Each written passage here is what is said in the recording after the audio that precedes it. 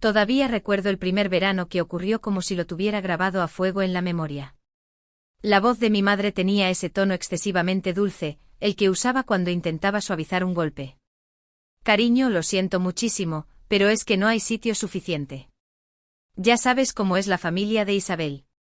4 niños, más Javier. Se llena todo enseguida.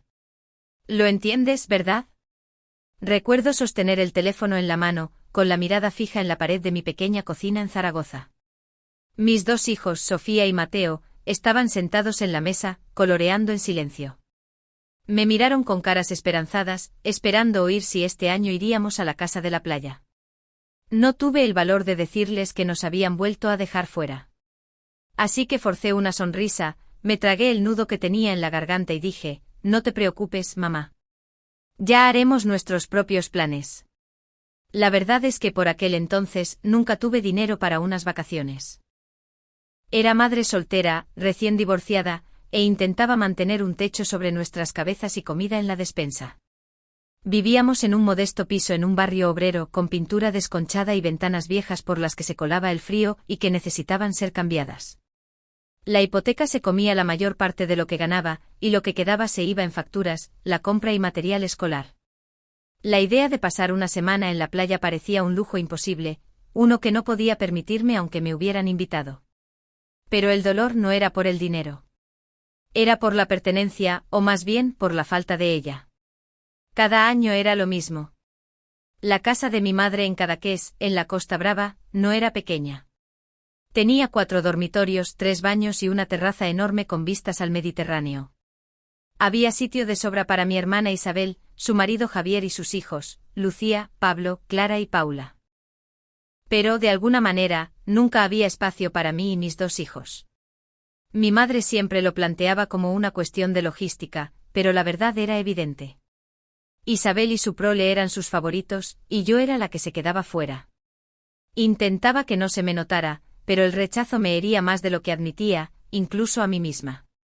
Navegaba por las fotos que Isabel publicaba en Instagram. Mañanas soleadas en el porche, paellas familiares con los primos corriendo descalzos por el jardín. Fuegos artificiales explotando sobre el mar mientras todos brindaban con cava.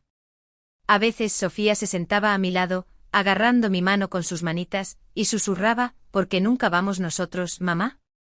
Yo le mentía y le decía, porque hay demasiada gente, cariño. La abuela no tiene suficiente sitio. Pero por dentro estaba furiosa. Furiosa con mi madre por no esforzarse más en incluirnos. Furiosa con Isabel por no decir nunca nada. Furiosa conmigo misma por no ser capaz de darles a mis hijos los mismos recuerdos y experiencias. Sin embargo, no estaba completamente indefensa. Trabajaba duro, más de lo que la mayoría de la gente se imaginaba. Durante el día gestionaba proyectos de marketing como freelance para negocios locales, dentistas, restaurantes y pequeñas boutiques que necesitaban un logo o páginas en redes sociales. Por la noche dedicaba mi energía a contactar con clientes más grandes, soñando con construir una agencia que pudiera sostenerse por sí misma. Usaba una pequeña habitación como despacho con un escritorio encajado contra la pared junto a cajas de archivos viejos. Algunas noches me quedaba dormida allí, con la cara pegada al teclado. Las facturas se acumulaban más rápido que los clientes, y había meses en los que me preguntaba si tendría que vender el piso. Aún así, me negaba a rendirme. Sofía y Mateo necesitaban verme luchar, necesitaban saber que su madre no se iba a desmoronar solo porque la vida no hubiera sido amable. Mientras tanto, la vida de Isabel parecía brillar sin esfuerzo. Vivía en una lujosa urbanización a las afueras de Madrid, en un chalet de 5 dormitorios con un césped perfectamente cuidado y un marido cuyo trabajo en el sector financiero pagaba más en bonus de lo que yo ganaba en todo un año. Nunca perdía la oportunidad de recordarme lo afortunados que eran, o de sugerir que quizá me iría mejor si buscara un trabajo de verdad, en lugar de perseguir mis sueñecitos de empresaria. Yo me reía, pero sus palabras calaban hondo. Incluso mi madre, a su manera silenciosa, insinuaba que tal vez yo no era lo bastante práctica. Siempre has sido la soñadora, Carmen, decía. Isabel es la sensata. 8 años es mucho tiempo para ser excluida, pero eso fue lo que duró. 8 veranos de excusas. 8 años viendo la decepción de mis hijos. Intenté sacar lo mejor de la situación. Acampábamos en el pequeño patio con una tienda de campaña y linternas. Pasábamos las tardes en la piscina municipal, donde el olor a cloro se nos quedaba pegado en el pelo durante días. En los años buenos, conseguía ahorrar lo suficiente para un fin de semana en los picos de Europa, donde hacíamos senderismo y asábamos nubes de azúcar en una hoguera. Mis hijos fingían que era igual de divertido, pero yo veía la nostalgia en sus ojos cuando hablaban de la playa. La parte más dura no era solo el rechazo, sino el mensaje que enviaba. Yo podía soportar que me ignoraran, pero ver que trataban a Sofía y a Mateo como si fueran menos era insoportable. Eran buenos niños. Sofía con su amor por los libros y sus preguntas tranquilas y reflexivas. Mateo con su energía inagotable y sus chistes tontos que me hacían reír incluso en los días más difíciles. Merecían más que vacaciones de segunda mano y ser excluidos de las tradiciones familiares. Para el quinto verano, el resentimiento se me había instalado en los huesos. Dejé de contestar las llamadas de Isabel y dejé que las invitaciones de mi madre, si es que se les podía llamar así, fueran directamente al buzón de voz. Siempre lo formulaba de la misma manera: cariño, ojalá pudiéramos incluiros, pero. Siempre había un pero. Y después de un tiempo, dejé de esperar a que cambiara. En su lugar, canalicé ese dolor en determinación. Cada noche trabajando hasta tarde en mi escritorio, cada reunión con un cliente, cada correo electrónico de rechazo se convirtió en combustible. Si no podía darles a mis hijos un sitio en la mesa de mi madre, construiría mi propia mesa. Mirando atrás, veo que esos años de exclusión me moldearon. Me obligaron a dejar de medirme por la aprobación de mi madre o la imagen pulida de Isabel. Me enseñaron a seguir adelante incluso cuando nadie creía en mí. En aquel momento, sin embargo, todo lo que sentía era agotamiento y duda. Había noches en las que miraba mi cuenta bancaria, viendo menos de 500 euros después de pagar las facturas, y me preguntaba si debería rendirme. Pero entonces Sofía venía con sus deberes de lengua o Mateo se acurrucaba en mi regazo, pidiéndome que le leyera un cuento. Y sabía que no podía. Tenía que demostrarles, y quizá a mí misma, que era capaz de más. El verano del octavo año fue el punto de inflexión. Sofía ya tenía 12 años y Mateo 9. Ya no preguntaban por qué no nos invitaban. Ya lo sabían. Eso dolía más que las preguntas. Ver la aceptación silenciosa en sus ojos, la forma en que se encogían de hombros como diciendo, es lo que hay, rompió algo dentro de mí. Ese fue el año en que hice una promesa silenciosa. Me prometí a mí misma que nunca más esperaríamos una invitación que no iba a llegar. Prometí que un día crearía un lugar donde mis hijos sintieran que pertenecían. No por lástima, sino porque era nuestro. No sabía entonces cómo lo conseguiría ni cuánto tiempo tardaría. Todo lo que tenía era un pequeño negocio que apenas se sostenía, una montaña de facturas y una determinación que ardía más que cualquier sol de verano. Pero a veces la determinación es suficiente. Mirando atrás, esos años de exclusión fueron dolorosos. Pero plantaron la semilla de todo lo que vino después. Me empujaron más allá de los límites de lo que creía que podía soportar. Y encendieron el fuego que un día transformaría no solo mi vida, sino también la de mis hijos. En aquel momento, sin embargo, solo sabía una cosa con certeza: si quería que mis hijos tuvieran un lugar en este mundo, tendría que construirlo yo misma. Tras esos años de exclusión, llegué a la conclusión de que la amargura por sí sola nunca cambiaría mi vida. Podía quedarme resentida, mirando desde la barrera cómo mi hermana y su familia vivían los veranos dorados con los que yo había soñado, o podía construir algo que nos perteneciera a mí y a mis hijos. Esa revelación no llegó de la noche a la mañana. Llegó en las horas silenciosas tarde en la noche cuando Sofía y Mateo dormían y yo me sentaba en mi abarrotado despacho en casa, mirando hojas de cálculo y propuestas de marketing a medio terminar. El trabajo se convirtió en mi ancla. Era lo único que podía controlar cuando todo lo demás parecía incierto. No tenía la seguridad del trabajo financiero del marido de Isabel ni el respaldo del dinero familiar. Todo lo que tenía era tesón, determinación y la pequeña semilla de una idea de que podía crear una agencia de la nada. Al principio mis clientes eran pequeños y dispersos. Mi primer cliente a largo plazo fue una pastelería en Zaragoza, un pequeño negocio familiar que quería tener presencia en redes sociales. Me pagaban 600 euros al mes por gestionar su Facebook e Instagram. Y para mí fue como si me hubiera tocado la lotería. Cada vez que veía que una de sus publicaciones se hacía viral en la comunidad local, sentía una oleada de orgullo. No era solo por el dinero. Era la prueba de que yo tenía valor, de que podía ayudar a los negocios a crecer. A partir de ahí las puertas empezaron a abrirse lentamente al principio, y luego más rápido. Conseguí un contrato con un bufete de abogados en Sevilla. Necesitaban una nueva imagen de marca y una página web, y los 5.000 euros que me pagaron por el proyecto me parecieron astronómicos en aquel momento. Recuerdo estar sentada en la mesa de la cocina esa noche, mirando el cheque con las manos temblando. Lo ingresé a la mañana siguiente y cuando vi que el saldo de mi cuenta bancaria subía lo suficiente como para cubrir las facturas sin miedo, lloré. Sin embargo, el punto de inflexión llegó con una cadena hotelera de Barcelona. Fue una casualidad. Había enviado propuestas a su oficina regional innumerables veces sin respuesta. Y un día, de la nada, un correo electrónico apareció en mi bandeja de entrada: nos gustaría programar una llamada para discutir su propuesta. Esa sola línea cambió la trayectoria de mi vida. Las negociaciones duraron semanas. Me quedé despierta noche tras noche investigando, preparando presentaciones, ensayando mi discurso hasta quedarme afónica. Cuando finalmente se cerró el trato, me firmaron un contrato de 1 año por valor de 85.000 euros. Era más dinero del que había ganado en toda mi vida.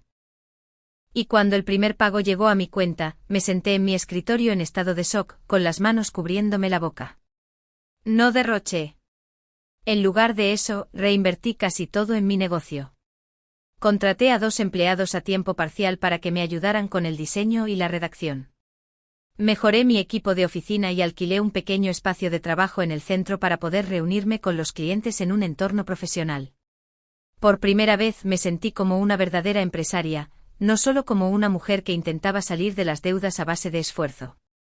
En 2 años los ingresos de mi agencia superaron los 600.000 euros anuales. Pasé de hacer malabares con las facturas y contar los céntimos en el supermercado a poder respirar por fin sin miedo a los avisos de descubierto. Con esa estabilidad financiera, tomé una decisión con la que había soñado durante años. Compré una casa para mis hijos y para mí.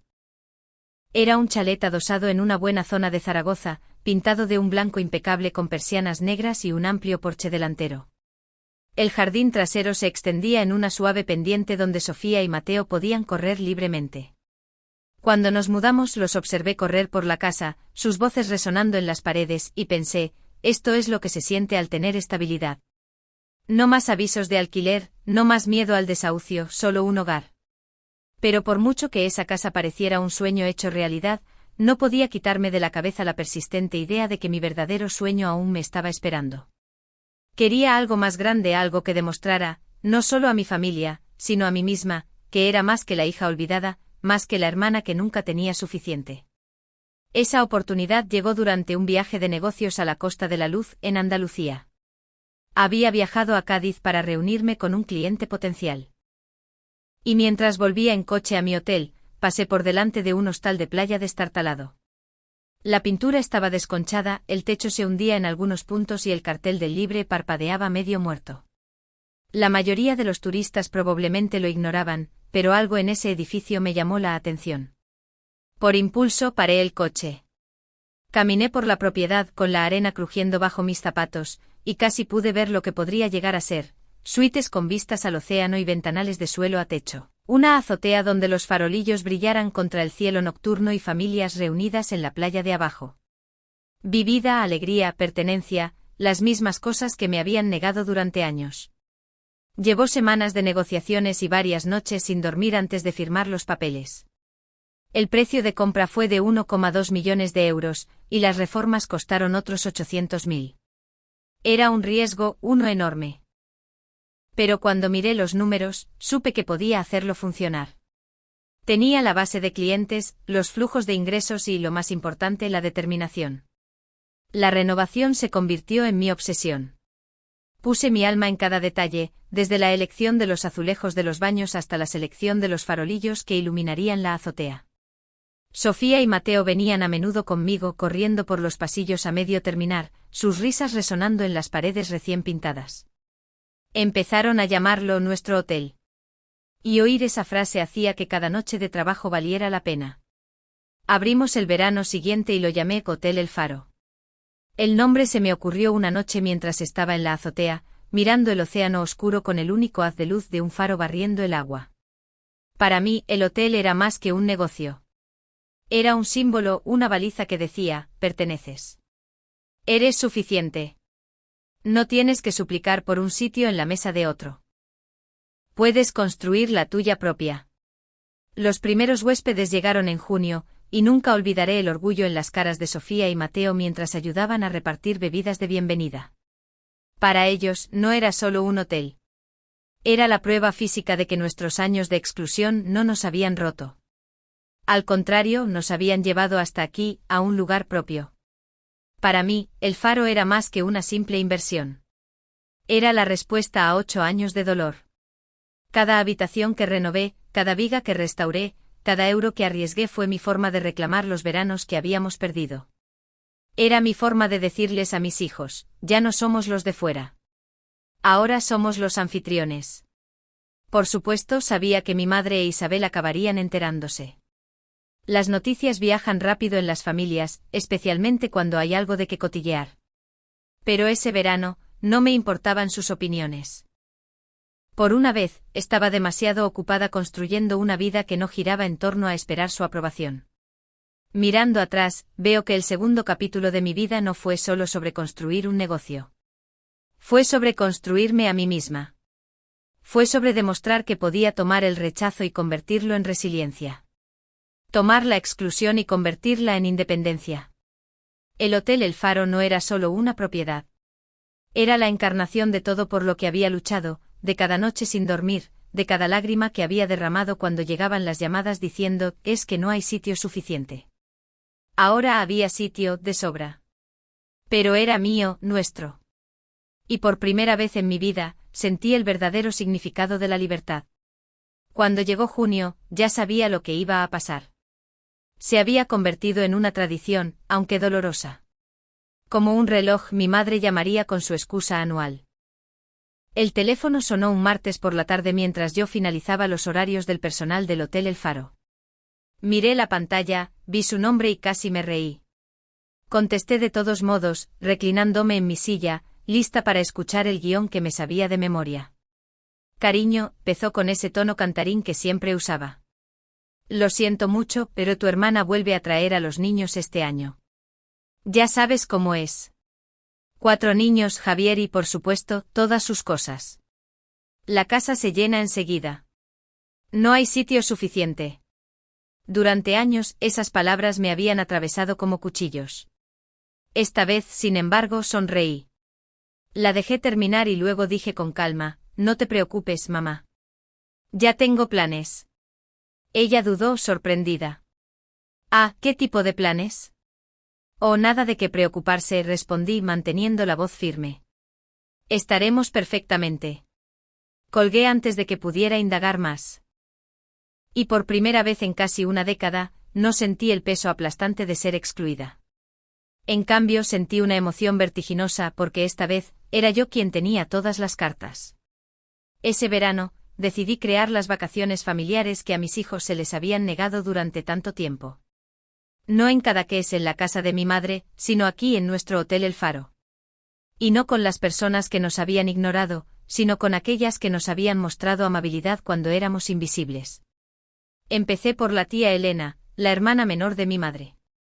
Siempre había sido cariñosa con Sofía y Mateo, enviándoles tarjetas de cumpleaños incluso cuando otros se olvidaban, dándome un billete de 20 euros de vez en cuando sabía que estaba pasando apuros.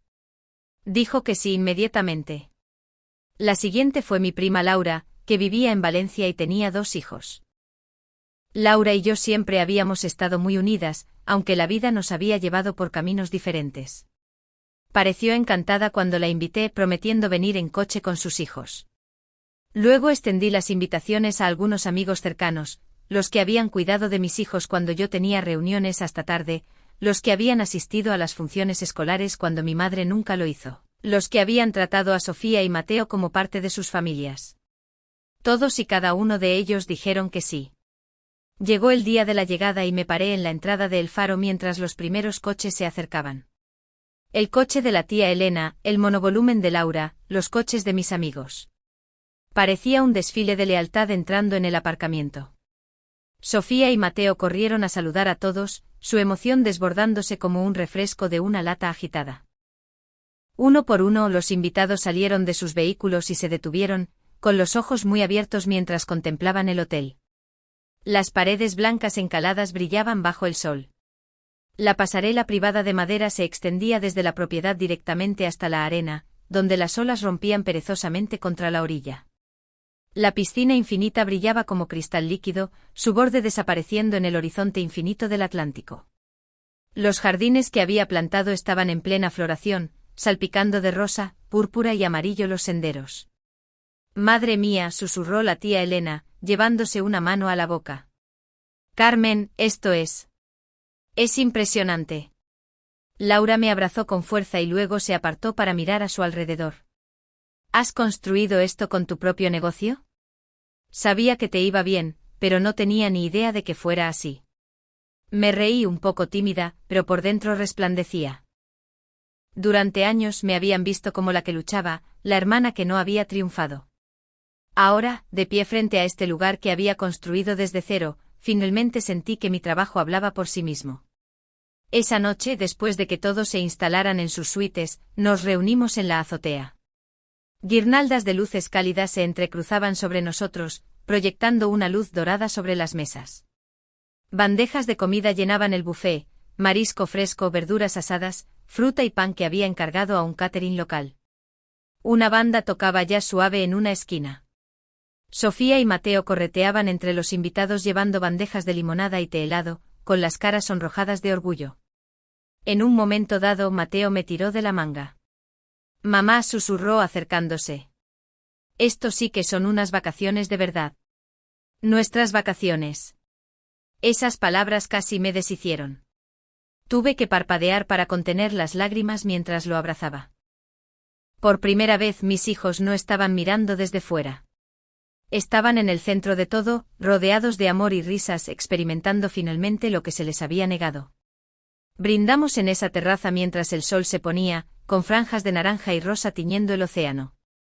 Las copas tintinearon, las risas resonaron y por primera vez en años me sentí completa. Sin resentimiento, sin un vacío doloroso, solo alegría. Por supuesto, las noticias viajaron rápido. Siempre lo hacen. Al tercer día, recibí una llamada de Isabel. Casi no contesté, pero la curiosidad pudo más. Su voz era cortante, ya teñida de enfado. ¿Por qué no nos invitaste? Mamá me dijo que estabas organizando unas vacaciones en un hotel. ¿Por qué no me llamaste? Respiré hondo saboreando el momento. Porque no había sitio suficiente, dije simplemente, repitiendo la frase que habían usado contra mí año tras año. El silencio al otro lado de la línea fue delicioso. Finalmente espetó, «Eso es ridículo. Sabes que habríamos ido». «Estás siendo infantil, Carmen». «Qué curioso», respondí. «Eso es exactamente lo que pensé todos esos veranos que nos dejasteis fuera». Y entonces colgué la llamada. Más tarde vi un mensaje de voz de mi madre. Su tono goteaba culpabilidad, cuidadosamente ensayado. «Cariño, ojalá me hubieras dicho que estabas planeando algo así. Deberías habernos invitado. Al fin y al cabo somos familia. No entiendo por qué nos excluirías. Podríamos haber hecho sitio de alguna manera. Por favor, piénsalo». Pero no le devolví la llamada. Por una vez no sentí la necesidad de explicarme o disculparme por sus sentimientos heridos. En lugar de eso, la dejé sentarse con las mismas palabras que me había lanzado durante 8 años. «No hay sitio suficiente». La semana en El Faro continuó sin ellos, y fue uno de los momentos más felices de mi vida. Sofía y Mateo nadaban cada mañana, jugaban al voleibol por las tardes y construían castillos de arena con sus primos hasta que el sol se ponía. Las noches estaban llenas de música, historias y hogueras en la playa. Por la noche me sentaba en el balcón escuchando las olas romper contra la orilla y pensaba, así es como se supone que debe sentirse la familia. Cuando todos se fueron, sentí un cambio dentro de mí. No se trataba solo de demostrarles a mi madre o a mi hermana que estaban equivocadas. Se trataba de demostrarme a mí misma que podía crear un espacio donde prosperaran el amor, el apoyo y la pertenencia. Por primera vez, me di cuenta de que no necesitaba su aprobación. No necesitaba ser invitada a su mundo. Había construido el mío propio, y era mejor que cualquier cosa que ellas me hubieran ofrecido. Ese verano lo cambió todo. Fue la primera vez que mis hijos experimentaron la inclusión en lugar de la exclusión. Fue la primera vez que mis parientes me vieron como algo más que la hermana con problemas. Fue la primera vez que entendí de verdad el poder de valerme por mí misma. Y en cuanto a mi madre e Isabel, podían consumirse en su decepción. No tenía intención de volver a abrirles la puerta. No después de que me la hubieran cerrado en la cara durante tantos años. Ese fue el verano que fue mío. El verano en que dejé de esperar un sitio en la mesa de otros y construí la mía propia, lo suficientemente grande para todos los que alguna vez me habían mostrado amabilidad, y deliberadamente cerrada para los que no lo habían hecho. Y nunca olvidaré la paz que me trajo esa elección. El verano en el Hotel El Faro cambió más que nuestros planes de vacaciones. Cambió el equilibrio de toda mi vida. Algo invisible pero poderoso se rompió ese año, el viejo ciclo de esperar permiso, esperar inclusión, esperar migajas de una mesa que nunca fue para mí. Y una vez que se rompió, no quise volver atrás. La noticia de lo que había hecho corrió como la pólvora. La familia que antes apenas recordaba los cumpleaños de mis hijos empezó a llamar, con voces que destilaban curiosidad y admiración. Algunos me felicitaron sinceramente, otros con una envidia apenas disimulada. Pero el patrón estaba claro, ya no podían fingir que yo era la olvidada. Había construido algo que exigía ser notado. Pero lo que más importaba, más que sus reacciones, era el cambio que vi en mis hijos. Sofía caminaba más erguida, con los hombros rectos de orgullo mientras les decía a sus amigas, mi madre tiene un hotel. La risa de Mateo se oía más lejos que nunca, sus ojos brillaban cuando se presentaba a los huéspedes como si fuera parte del personal. Ya no cargaban con la silenciosa vergüenza de ser excluidos. Estaban incluidos, no porque alguien les hubiera hecho un hueco, sino porque yo había creado ese hueco. Ese primer verano se convirtió en una tradición. Cada año invitaba al mismo círculo de parientes y amigos que nos habían apoyado en los momentos más difíciles. El Faro se llenaba de amor, risas y lealtad. No había comparaciones susurradas, ni un cuidadoso equilibrio de favoritismos. Todos eran bienvenidos, todos pertenecían. Y cada vez que veía a mis hijos zambullirse en el océano o quedarse dormidos, cansados y bronceados después de largos días de juego, sabía que les había dado más que unas simples vacaciones. Les había dado dignidad. Aún así, no había terminado. Mi negocio prosperaba y con el hotel funcionando con éxito, empezaron a abrirse nuevas puertas. En 2 años tuve la oportunidad de comprar una segunda propiedad, un histórico hotel frente al mar en Cádiz. El precio de venta era de 2,5 millones de euros, una cifra que antes me habría parecido inalcanzable. Pero gracias a los beneficios del Faro y al crecimiento de mi agencia de marketing, fue posible. Me dediqué a ese proyecto con la misma intensidad que al primero. La propiedad de Cádiz tenía una elegancia desvaída, con altos ventanales y balcones de hierro forjado con vistas a calles empedradas. Restauré su encanto pieza por pieza, convirtiéndolo en un hotel boutique que atraía a huéspedes de todo el país. Cuando reabrió con todas las reservas para la temporada de verano, me di cuenta de algo extraordinario, ya no perseguía la estabilidad, estaba creando abundancia. La tercera expansión llegó 3 años después, esta vez en Formentera. Esa compra casi duplicó el coste del proyecto de Cádiz, cerca de 5 millones de euros. Era arriesgado, sí. Para entonces tenía un equipo de gerentes de confianza y un flujo constante de inversores deseosos de asociarse conmigo. Vertí mi visión en él, un resort de lujo con bungalows privados, un spa y un restaurante donde los huéspedes podían cenar mientras las olas lamían la orilla. Cuando abrió no solo fue un éxito, fue aclamado.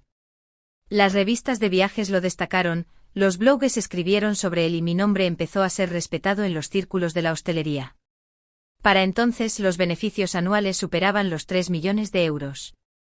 Por primera vez en mi vida podía respirar sin miedo. El dinero me dio libertad, pero lo más importante me dio paz.